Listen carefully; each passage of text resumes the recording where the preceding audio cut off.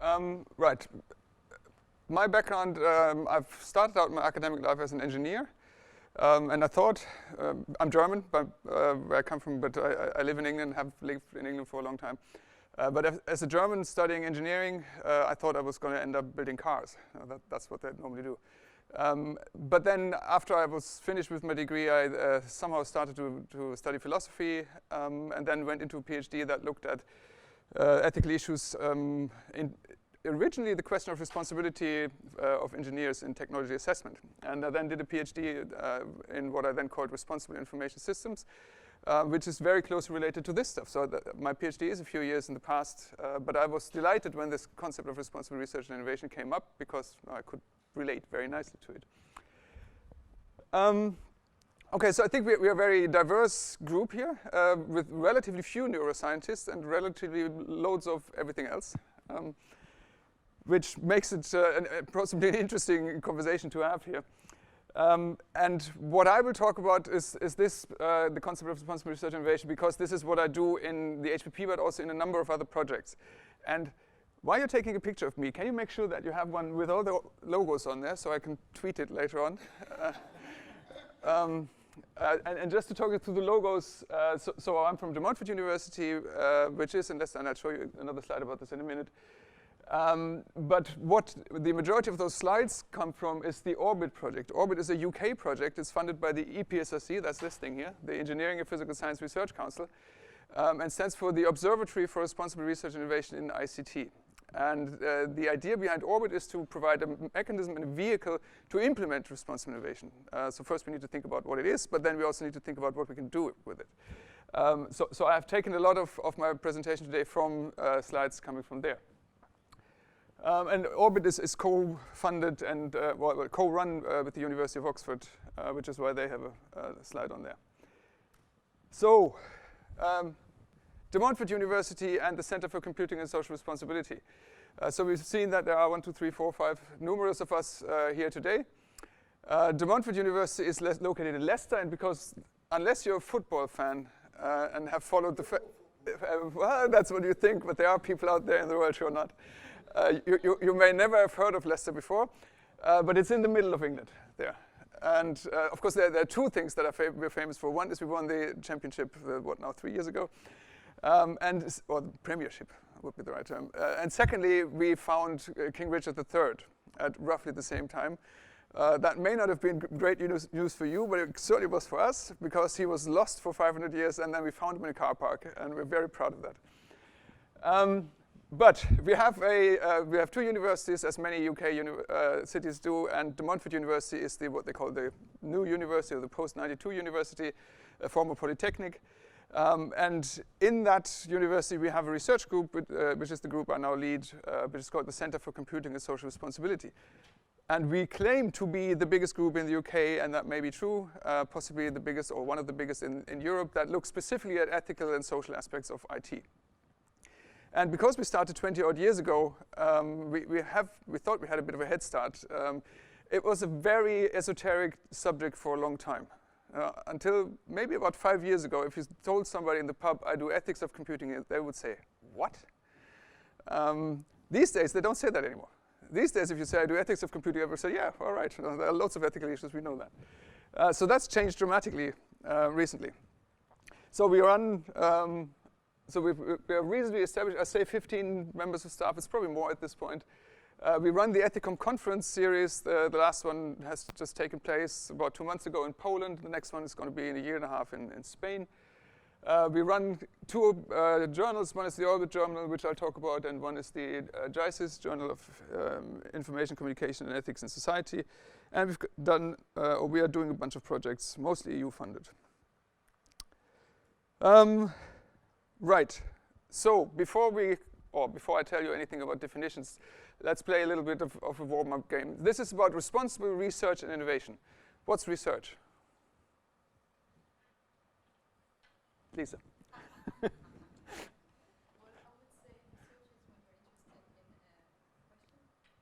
Research is when you're interested in a question.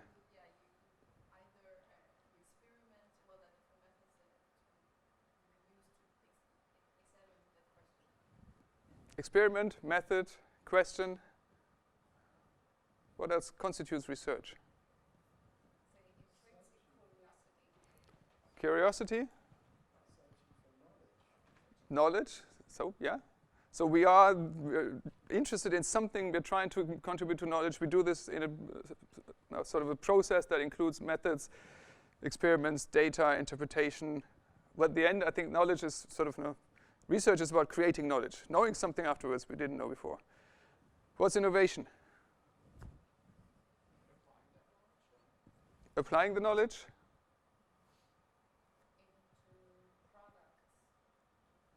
Products? Does it have to be product? Services, products. Reproducibility. Anything else? Tools and? Method. Method again. We've already had method in research. So the reason I'm playing this game is we have this concept, responsible research and innovation. And just to start to tease out, is there a difference? What is the difference? And what would make it responsible either way? Right? Any other views on what might constitute innovation? You also sometimes combine areas that have not been combined before. Okay. Combination, new things. So innovation, whereas research aims at new knowledge, and new knowledge seems to imply that that is something we didn't know before, we as in humanity, the world, didn't know before. Innovation may not necessarily require that. It may be local innovation. You bring something new into something else, into a product that is well established. Okay, I don't really have the authoritative answer to any of these questions either.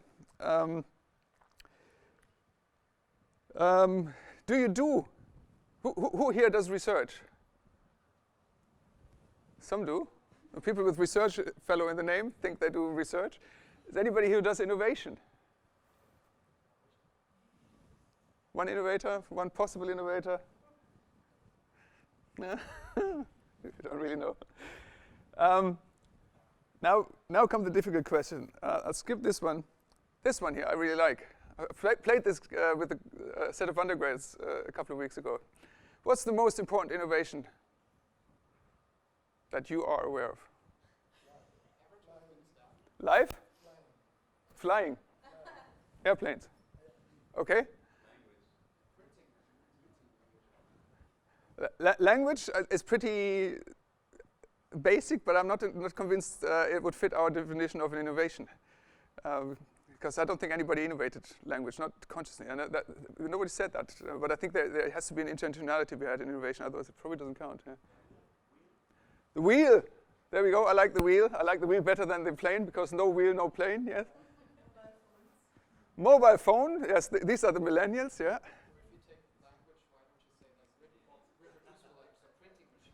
Printing press, yes, that's what I was looking. So the wheel, the printing press.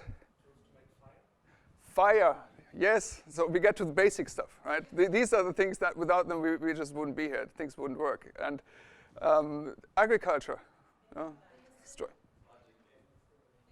Sorry? Penicillin. And then you have all the follow-up things that are immensely important to us today, but which wouldn't have happened if the previous innovation hadn't been there. No printing press, no plane. I think we can make a strong argument that that's the case. Hand axe, yes, the old tools, yes, the bone to hit somebody over the head, that sort of stuff, yeah. And of course, these, if you look at the history of humanity, then those basic innovations in the past are really what facilitates the world we live in today. And then we have today's innovation, like the mobile phone, like the airplane, which changed the way our life is right now. Well, which one? Let's pick one. Do we have a favorite? Which one is our big innovation?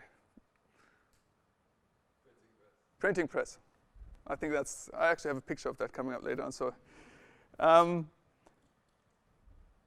do we have any examples for a big innovation in ICT? I guess the mobile phone fits in there. Internet, World Wide Web. Yeah, Internet, World Wide Web. This clearly. Writing? Blockchain. Then we get into the more recent, more techie stuff. But the move from computers to computers, from the cards that you said, I don't know what they call them. Yeah, from the punch cards to, yes. My first PC didn't have a hard drive. Those were the days. Okay, so we have lots of those. They had lots of consequences, but I think this is the last one here. So really, the question I would aim at. So if you take the printing press as our primary example of an innovation, if we were in a technology assessment unit in Germany in 1400 whatever, and Gutenberg comes to us and says, "I've got this great idea for this thing here. It can reproduce text." How would we deal with it? Would we say, "Yeah, go on, do it"?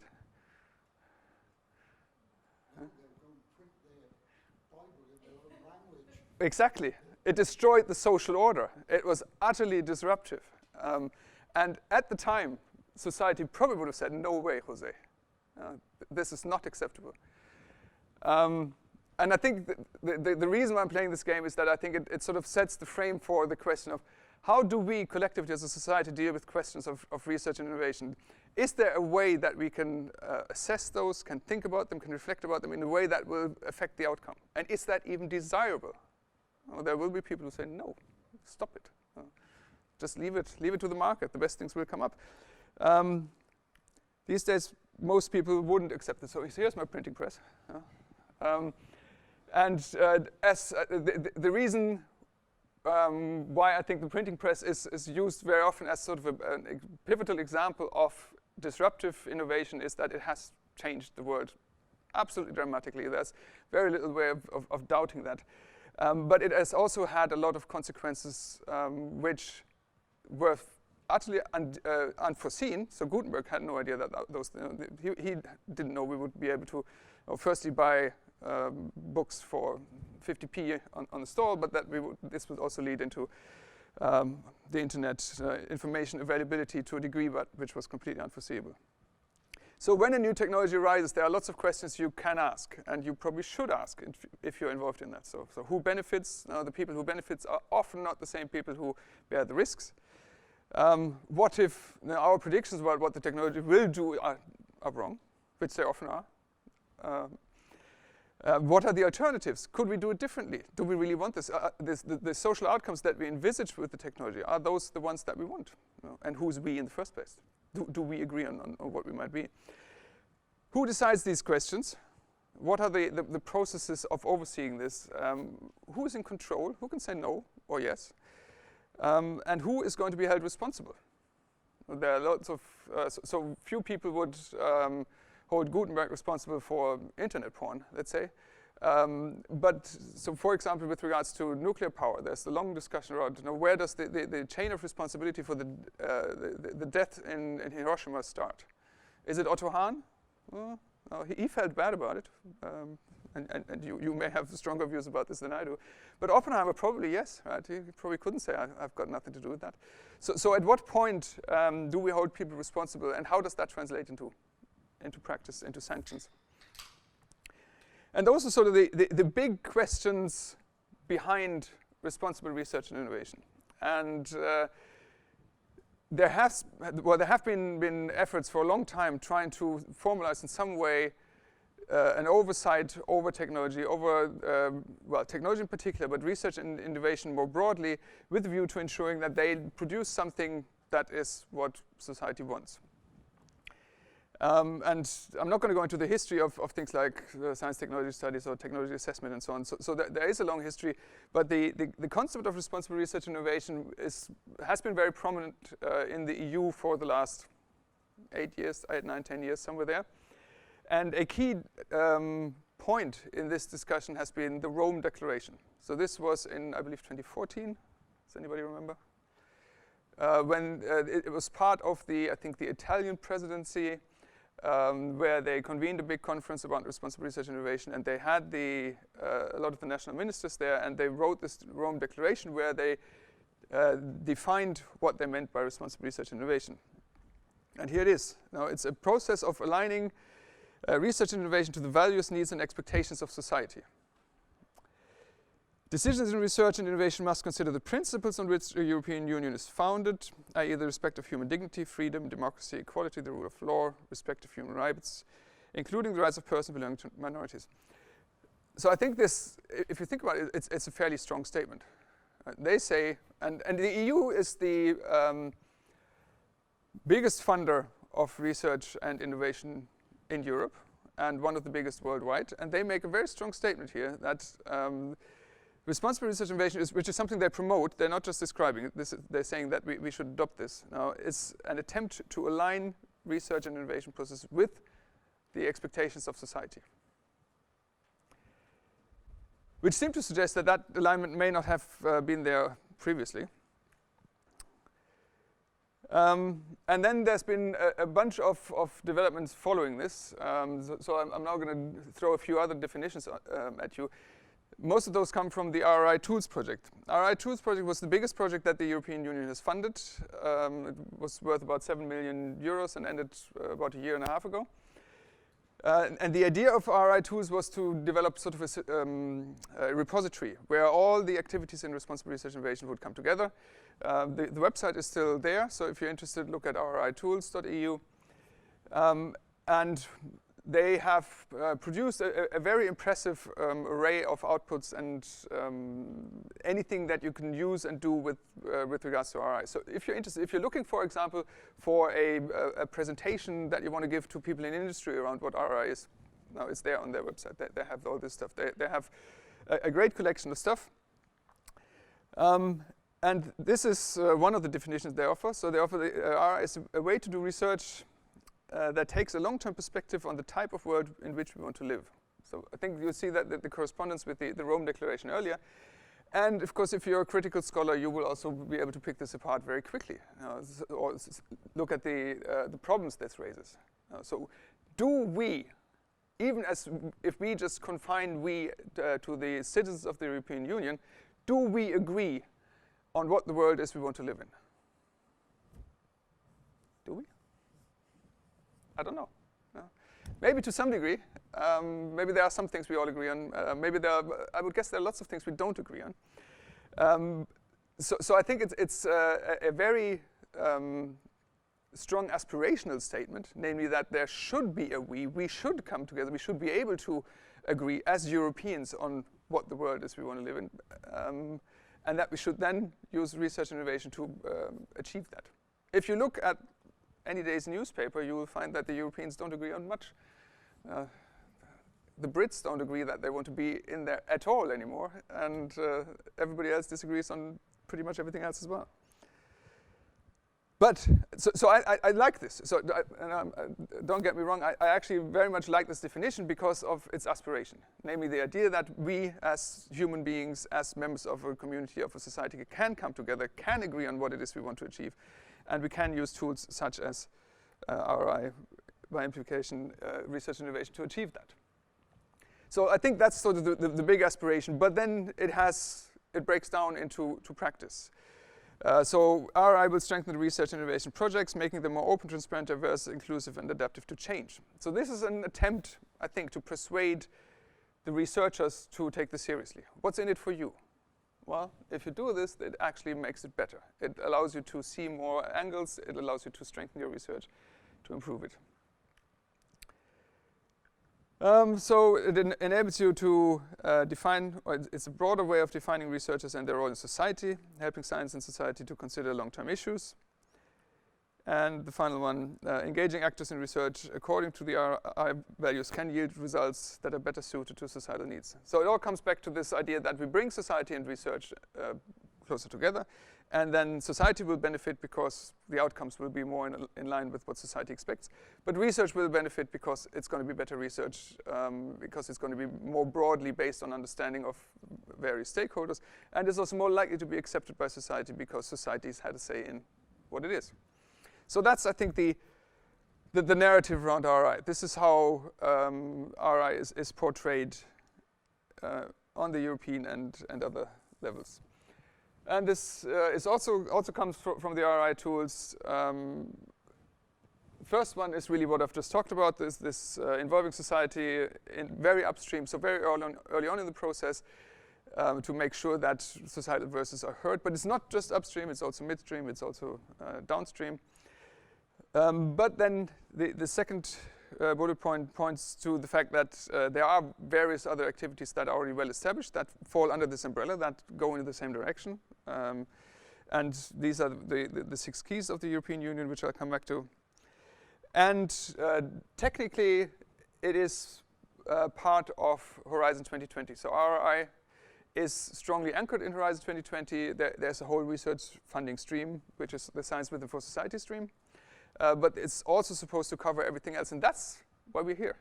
That's why the HBP has a responsible research and innovation stream of activity, because Horizon 2020 has made that commitment of having responsible research and innovation embedded in all activities, including ICT, DG Connect, and the FED flagships that the HBP represent. Okay, let me show you a short video. I hope this starts now. So this is one of the Rri Tools introductory videos. This is meant for researchers, so for people who haven't heard about responsible research and innovation. And this is not specific to ICT, but it's a general introductory video. Scientific research is one of the main contributors of innovations that change the world we live in.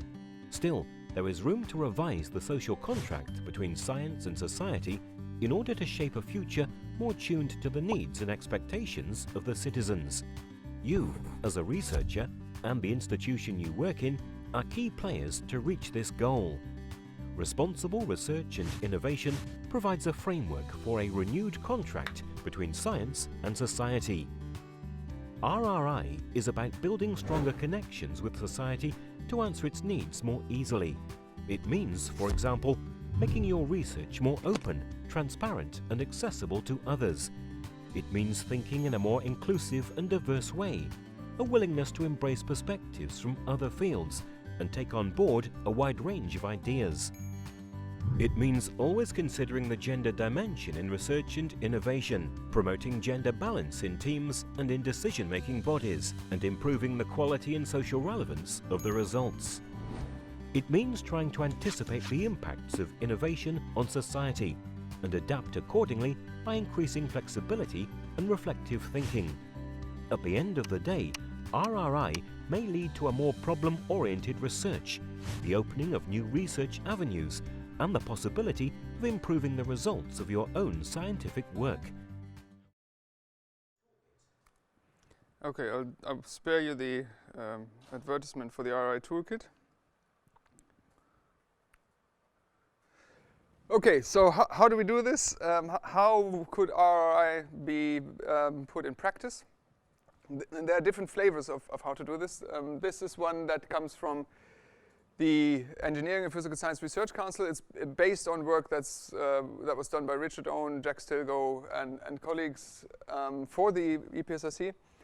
And they were tasked with the question, well, how practically could a research funder ask researchers to implement responsible research and innovation? And they've come up with the AREA framework, the anticipation, reflection, engagement, and action. The idea being that these are the components that you need to consider if you want to do your research or innovation activities responsibly. So by anticipation, they mean you need to think about possible consequences, and there are different ways of doing that. There are formal methods of doing this. You can do scenarios, you can do future studies, but it can also be done in a more flexible, informal way, chatting to friends and colleagues, so depending on the type of project you're looking at. But it is important to think about what the consequences will be, and that's which is something that I'm generally good at. But it's also about the foreseeable but unintended consequences. So what could go wrong? What will go wrong? Now, in many cases, we can know that, but we prefer not to say it. If you are from the British context, when you write a proposal, and I suspect that the same is true anywhere else, if you write a proposal for a publicly funded research project, you have to say what you expect the outcomes to be. So you have to have a pathway to impact, they call it. You have to actually go through and say, well, this is going to have the following academic consequences, but I expect this to be practically relevant in the following ways. So we can do it. Academics are perfectly fine at doing it. We may not always get it right, but we are, in principle, able to do it for positive consequences. So academics are typically very good at saying why they think what they're doing is going to be great for the world. We could simply also think about the negatives. We don't do that. There are no incentives to do that, and people are very reluctant to do that. But if you take them by the hand and go in the pub and have a beer with them, actually they are capable of doing it. They just prefer not to. But so from my perspective, this anticipation here looks at the entire breadth of possible consequences. And that's an important aspect of responsible research innovation. The idea of RI is to make this part of the process of research. You actually start to think about it now as you go. So as an MSc student, when you write your dissertation, you don't just follow the commands from your supervisors, but you actually say, what does it mean? Now, what's going to be the outcome? And of course, now the future is fundamentally unknown. We've known that for a long time. That's the only thing we know about the future. We don't know about it. But at the same time, we have sort of educated guesses of what is likely and possible to happen. And really, the anticipation is about taking those seriously. Reflection is about finding ways of thinking about the research in different ways. It's not just going at, I mean, we all reflect. If you do research, you have to reflect. You have to reflect on things like, what methodology do I choose? What sort of data do I use? How do I analyze the data? So there's a lot of reflection going in here. But what this reflection refers to is sort of a higher level, a second order reflexivity, if you want. It's about thinking about how you think about your problems. How do I conceptualize my research? Or how do we collectively see the research? How do we frame it? What sort of problem do we claim to be able to solve with it? Are there different ways of thinking about it? Are there different ways of doing it? Are there better solutions possibly that are completely different? Again, another question we as researchers don't ask, because we know our solution, so our solution must be the right one because that's the one we can offer. But collectively, that's not necessarily the best way to deal with problems in the world. Engage is about reaching out to other stakeholders, reaching out to publics, to individuals, to groups who are affected, who have a say, who have an understanding. So it's the practical way of reaching out to the rest of the world. And all of this is then supposed to look into or turn into action, to have some practical consequences. And in the original paper that Owen et al. Wrote, this was about responsiveness. So they changed the responsiveness into action. But I think the responsiveness is still in here. But what it means is that as a researcher, we need to be able to and willing to respond to questions from people who have a stake in our research, which is, again, something we typically don't do. Yes. So within the Orbit project, or its predecessor, the Frick project, we've tried to make the area framework a bit more manageable, a bit more applicable, and we've added those 4 Ps here to the anticipation, reflection, engagement, and action. So we said, if you want to do RI, you also need to think about the process of the research. So how do I do it? And that's, for example, where typical research ethics issues sit. But at the same time, you need to think about the products, the outputs, what is going to happen at the end. We also need to think about the purpose. That's an interesting one, because there are cases where the research, both in process and in outcome, is unproblematic, but the purpose is problematic. And no, I don't think I have the time to go into one of those. But so it's also valuable to think about, what am I trying to achieve? Why are we doing the research? This is something that is important. And finally, you need to think about how are the people, both within the research, but also the people who are on the receiving side affected by it. And coming up with this, so we've come up with this framework, this matrix, to make RI a bit more manageable, a bit more applicable. So you see we have the area framework here on the left, and we've got the 4 Ps on the top. And this is meant to be a tool, and I'll show you later on where you can find it if you're interested. This is meant to be a tool for somebody doing a piece of research or reflecting on a piece of research to think about how does it relate to RI. So there are a bunch of questions, and we have a more elaborate version of this where we have some indications of possible answers to be considered. And you could simply go through this one by one and look at all the questions and say, well, have we got answers to those? Are we satisfied that those answers are appropriate? And that is one way of doing RI. So this is what we're promoting in the EPSRC world, saying if you do an ICT piece of research, this may be one way of thinking about the responsibilities involved. Stop. Next one is, again, a bit more interactive. everything I've said so far is generic. This is RI for research and innovation in general. It would apply to synthetic biology, to medical research, whatever you want. Is there anything that you can think of that is specific to ICT, to this type of technology, that might warrant particular attention, might raise particular issues? Are there things that you think ICT, that sets ICT apart from other types of research that may be worth considering and may be relevant to RI? So the first one is ubiquity and pervasiveness, so that's the reach, it's everywhere. If you think about how many IT devices we have in this room at this point, certainly a lot more than we have human beings. The speed of innovation and diffusion, it just goes a lot faster than innovation used to work in the past. So if you build a new car, to get that to market, it takes you a long time, and then to get sold takes you even longer. That's not true for IT. There is an interesting one here is the limitations of extant governance mechanisms. This is one that comes particularly out of the limitations of research ethics as applied to IT. Now, this is something that a lot of IT scholars have encountered when they go to research ethics committees, which they traditionally didn't. This is, if it happens at all, it's a recent phenomenon. They tend to be faced with biomedical research ethicists who say, okay, informed consent, show me. And if, of course, you do if you want to do an analysis of a Twitter hose with, I don't know, 150,000 tweets a minute, how are you going to do informed consent? It's a bit difficult. So some of the traditional research ethics governance structures are very difficult to apply to ICT because of its diffuse nature. Then the problem of many hands, I think, really links to what you said earlier. So when you look at an IT artifact, it's very difficult and often utterly impossible to identify who did what and what consequences that had. Now, if you look at a big piece of software, whether it's an enterprise piece of software, or if you look at something on the web, if your browser goes wrong, whose fault is it? No. I think in most cases it would be impossible to even identify who wrote that bit of code that then went wrong or interacted wrongly with something else. And in most cases, no, they would have no idea that happened anyway. And you could probably never identify what the code was that went wrong in the first place. So the problem with the many hands is actually well established, has been established in the ICT ethics literature for a long time, because it's not particularly new. Because everybody, or many people can contribute to the source code, and source code may live many decades.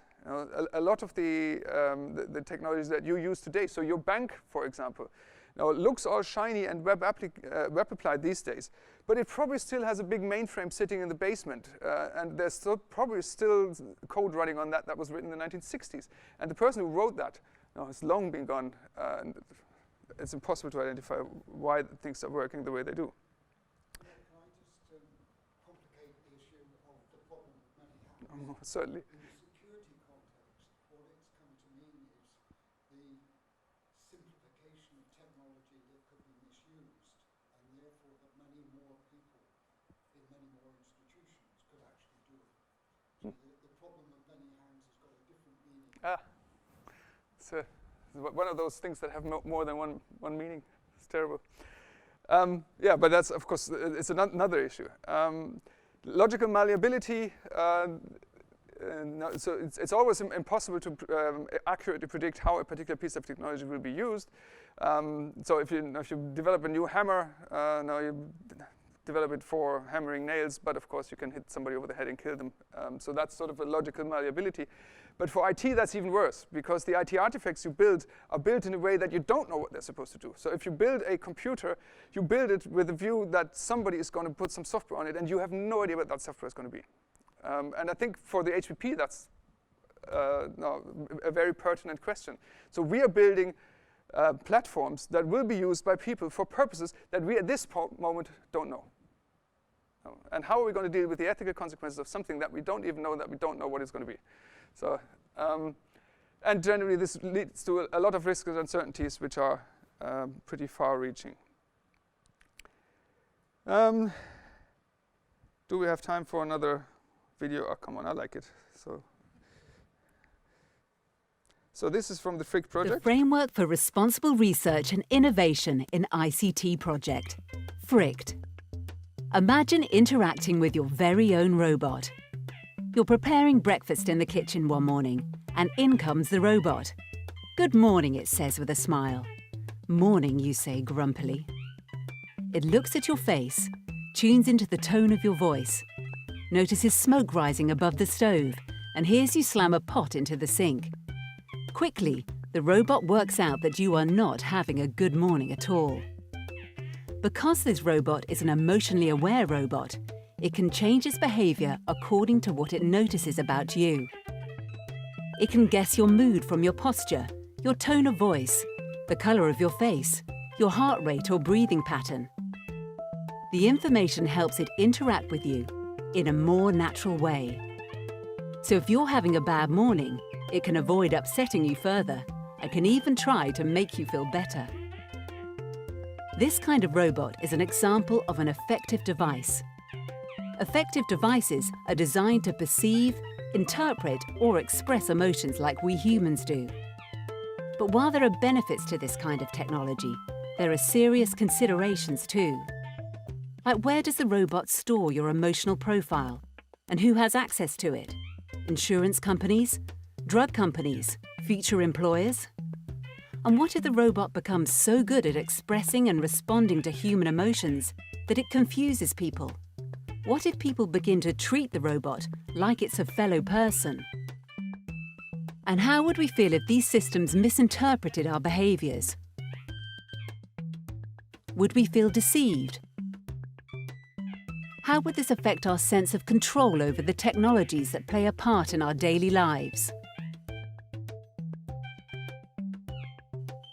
Our work explores how we can make innovations in digital technologies that are mindful of the consequences for individuals and society. To do this, designers of technology should make their best efforts to anticipate the consequences of their innovations, reflect upon the problem they're trying to solve, engage with all those who have an interest or are affected by the innovation, and act to ensure the innovation is socially desirable.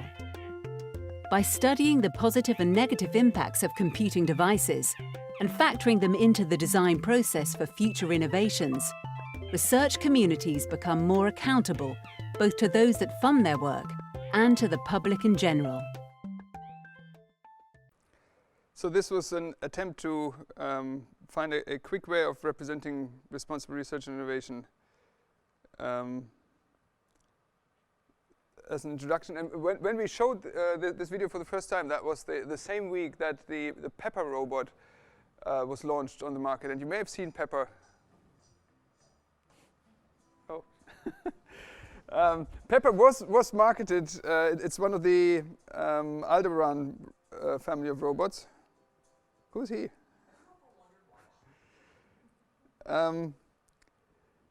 And it was marketed as the first emotionally aware robot. I'm not sure whether that's true. I've seen a few Pepper Sims. They don't seem to be particularly aware of anything. But it was certainly something that was used as a marketing ploy. Right. So this is the EPSRC Richard Owen flavor of responsible innovation, which I think is a strong one, which I also think fits nicely with the Rome Declaration and the European intention. But for people who work in European projects, like everybody in the HBP, we need to be aware that there is a particular interpretation of responsible research and innovation which focuses on what they call pillars, or sometimes called policy areas, or the keys of responsible research and innovation. So this is what the European Commission wants to see when they hear the word responsible research and innovation. And you see ethics, and by ethics they mean very much research ethics, gender equality, governance. That's a bit iffy as to what they want to see there. Open access is very strongly promoted at this point. They want to see public engagement and science education. And sometimes, depending on the publication you read, they also refer to sustainability and justice. Now, I'll skip over that, and that, and that, and that. I will, before I come to a quick overview of the RI and the HBP, Now, I've tried to preach to you for almost an hour now about responsible research and innovation in IT and why it is a worthwhile thing to do and worth the effort. But I think it's also got to be clear that it's not a panacea. It doesn't solve all the problems of the world. And we've already heard the problem that there will be value conflicts out there, and RI doesn't make them go away. They will remain there. We don't know the future. We cannot predict the future. We can try our best to preempt the future, but that doesn't mean that we know everything that's going to happen.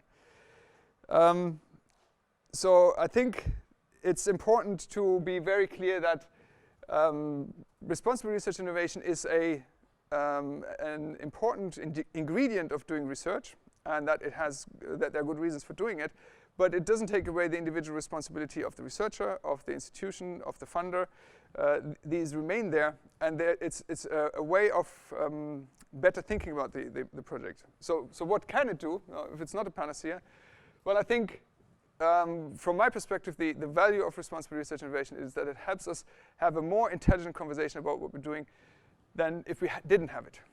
It forces us to think about it rather than not think about it. And that, I think, really is about this idea of second-order reflexivity, thinking about how we think about what we do. That's, I think, what it does. And how have we done this in the HBP? Well, if you look at this is a pretty picture. I don't even know who drew it. No, it's ancient at this point. It's been around for many years. But one of the reasons I like it is that it integrates the EPSRC, the area framework, with the pillars of the European Commission. So it makes everybody happy. You show this to the European Commission, they're happy. You show this to someone in EPSRC, they're happy. Everybody's happy. And in the HBP, we have a number of work packages. So we've got 4 work packages in the Ethics and Society sub-project, which sort of loosely align to the 4 areas of the area framework. And with that, I've run out of time, and I think I'll stop here.